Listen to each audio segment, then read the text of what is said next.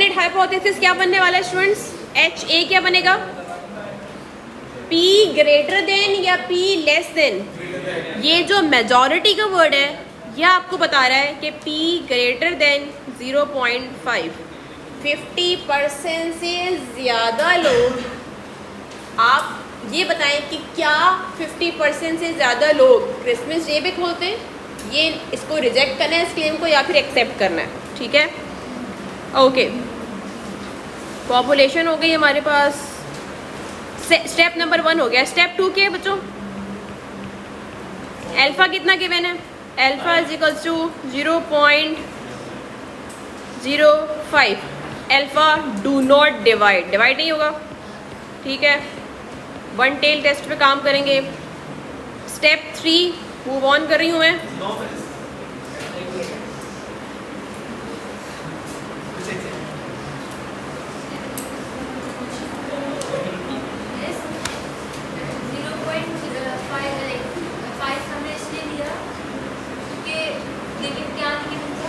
Population parameter given नहीं था, population proportion given नहीं था। गिवन होगा तो वही लेंगे।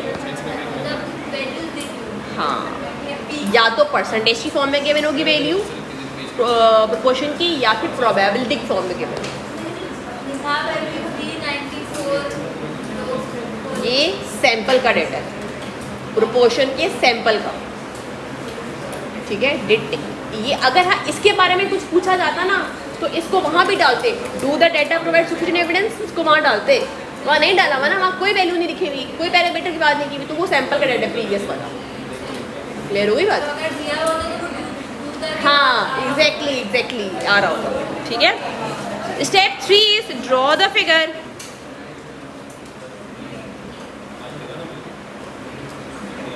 ग्रेटर देन की बात हो रही है, ग्रेटर को शेड कर लिया। आपकी डिस्ट्रीब्यूशन कौन सी लगेगी? Z distribution. Z 0.05 पे क्या वैल्यू देता है बच्चों? 1.645। Okay.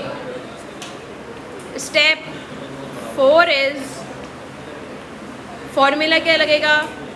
P cap minus P under root PQ over N। P cap क्या था आपके पास? 0.52 ले रही हूँ मैं, इसको राउंड ऑफ करके 0.52 minus 0.5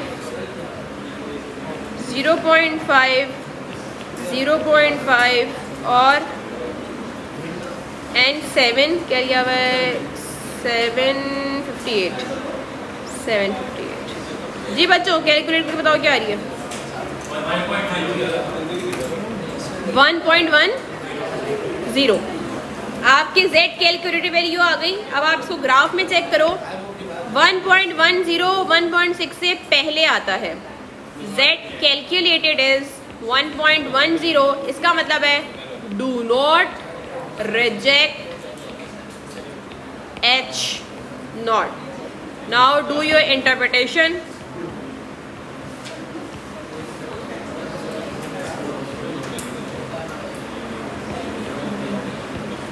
At 5% significance level, do data do not provide sufficient evidence to conclude that proportion, जो भी आगे वर्डिंग्स बनेगी क्वेश्चन की वो आ जाएगी। अच्छा बच्चों, इसी चीज़ को आगे कंटिन्यू करेंगे। इसकी PDF सेंड कर देना। PDF शेयर कर दो।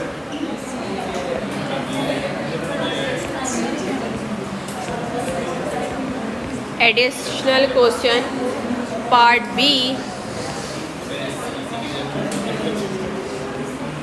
find 95% confidence interval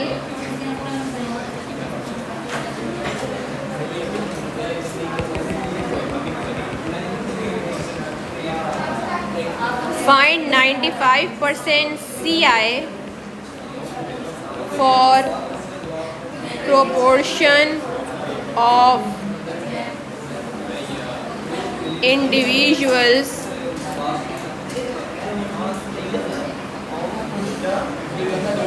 who wait for Christmas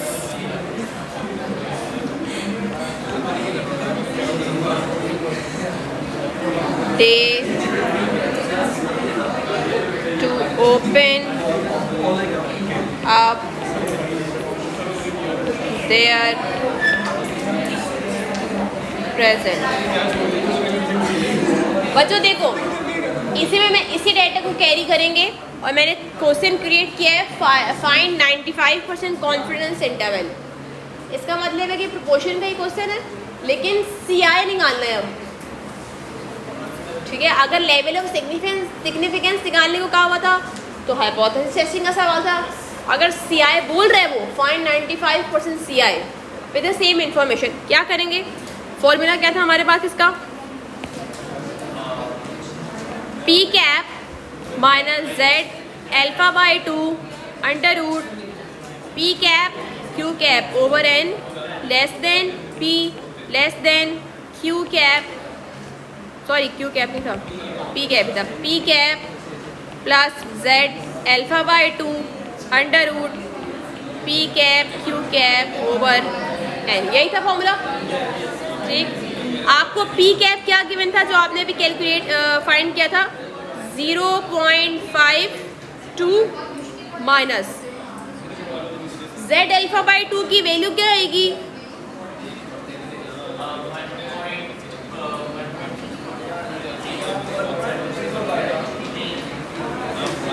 अब Z अल्फा बाई 2 है, ये है 95%। सही, इसका मतलब है कि टोटल 5% बाहर गया, 2.5% और 2.5%। तो आप Z बताओ 0.025 पे क्या वैल्यू दे रहे हैं? 1.96 अंडर रूट P कैप था 0.52 और Q कैप कितना था? Q कैप था 0.48 डिवाइडेड बाय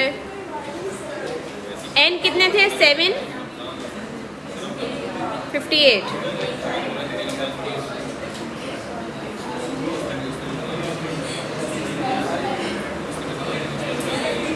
इसको मैं यहाँ पे कंटिन्यू कर रही हूँ।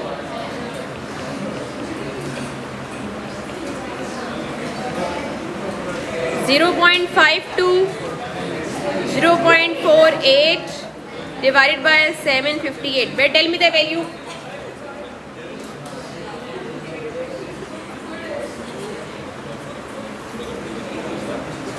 Calculate the value. हाँ,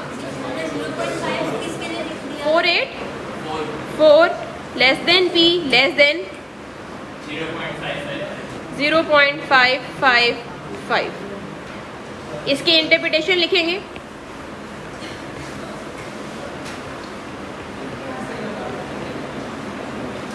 इसकी इंटरप्रिटेशन क्या कहती है? एट, अब एट नहीं आएगा, क्या आएगा?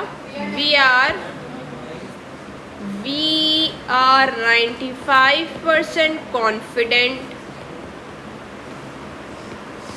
दैट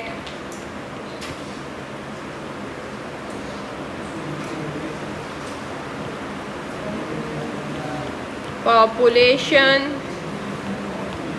proportion आगे पूरा question is laying in between 0.48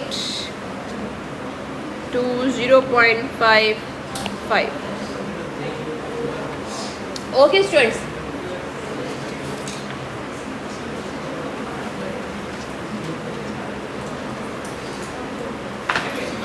इसी क्वेश्चन में एक और पार्ट ऐड कर देते हैं और वो है फाइंड मार्जिन ऑफ एरर, निकालो। फॉर्मूला क्या था भाई?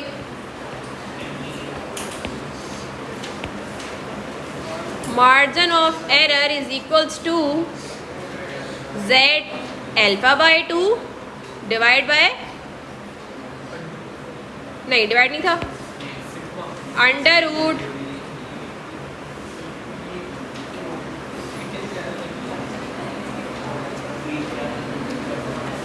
फॉर्मूला गलत हो रहा है।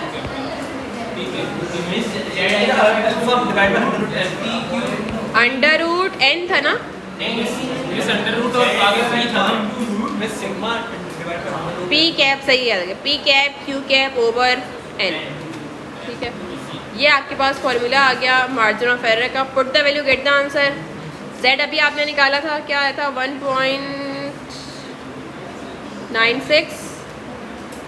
1.96 under root p cap q cap क्या आया बच्चों? 0.52 0.48 डिवाइडेड बाय n। n का मतलब 750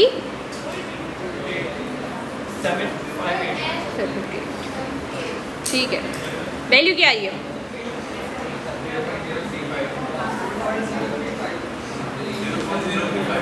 .035 यानी कि 3.5% का मार्जिन ऑफ एरर आपके पास आ रहा है।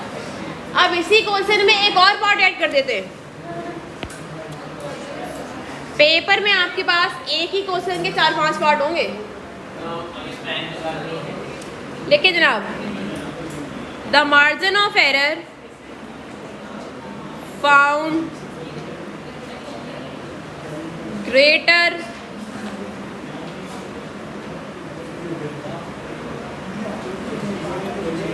in above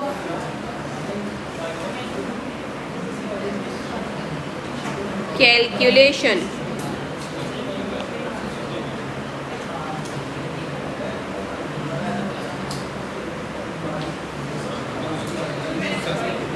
find a sample size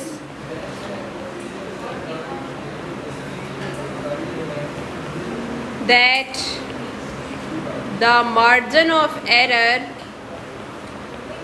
reduces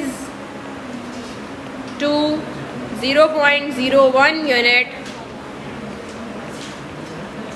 with same confidence level.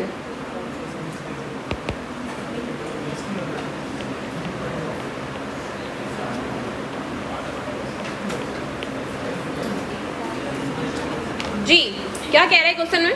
Read it again. Margin of error जो आपने प्रीवियस कैलकुलेशन में निकाला है वो 3.5% था।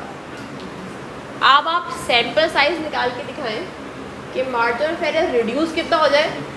0.01 यानी कि 1% पे आ जाए। केस वही है। फॉर्मूला क्या होगा इसका? z alpha by 2 upon margin of error का square p cap q cap.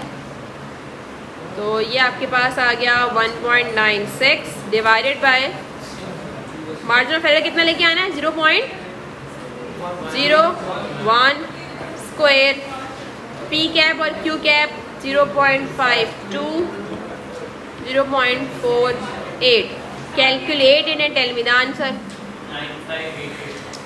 9588।